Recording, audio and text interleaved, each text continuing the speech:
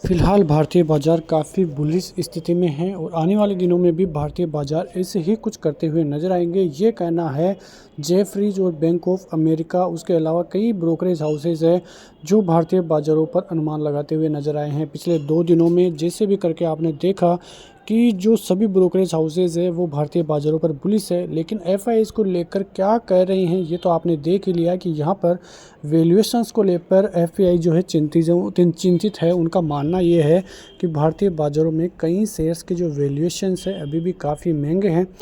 भारतीय बाज़ारों में जो कैपेक्स से जुड़े शेयर है वहाँ पर अभी भी गिरावट संभव है, ऐसा उनका मानना है बैंक ऑफ अमेरिका का। उसके अलावा जेफरीज का ये मानना है कि इंडस्ट्रियल और कैपेक्स में नए आइडियाज़ की तलाश उन्हें है।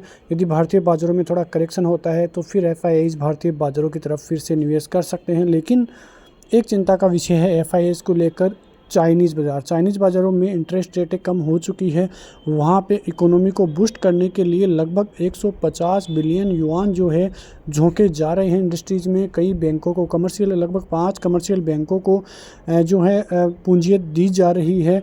तो इस प्रकार से देखें तो चाइनीज़ बाज़ार एफआईआईज़ को आकर्षित करने के लिए बहुत कुछ चीज़ें करने को लगे, लेकिन फ़िलहाल जिस प्रकार से भारतीय बाज़ारों की ग्रोथ है सभी को पार कर लिया है।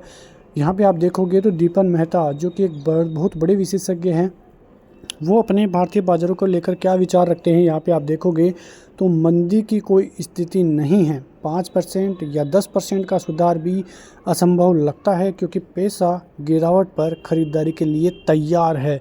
ये चीज़ मैं आपको लगभग पहले कई दिनों से बता रहा हूँ कि लगभग एफआईआईज़ के पास करीब 1,86,000 करोड़ रुपए का केस पड़ा है। जब भी मार्केट में थोड़ा करेक्शन आता है तो वो इन्वेस्टमेंट के लिए तैयार हैं क्योंकि उनको निवेशकों को रिटर्न भी कमा कर देना है।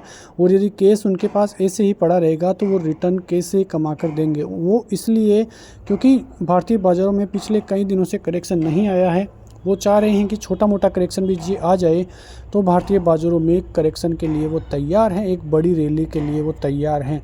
दीपन मेहता का ये भी मानना है कि भारतीय बाज़ारों में यहाँ से भी 10 से 15% सेंसेक्स और निफ्टी में अभी भी तेज़ी संभव है। तो ये बहुत ही बड़ी खबरें भारतीय बाज़ारों की तरफ से निकल कर आ रही है। वैसे देखा जाए तो भारतीय बाज़ार काफ़ी पॉजिटिव मूड में है, 26,000 के ऊपर की क्लोजिंग है। कल ही बड़ा गैप अप देखने को मिल सकता है, बड़े लेवल्स आते हुए फिर से दिखाई दे सकते हैं। और अपने जो टारगेट है 27,127 के, वो इस साल के एंड तक लगभग तय है, ऐसा ही माना जा रहा है। मिलते हैं नेक्स्ट वीडियो में। जय हिंद, जय भारत, वंदे मातरम।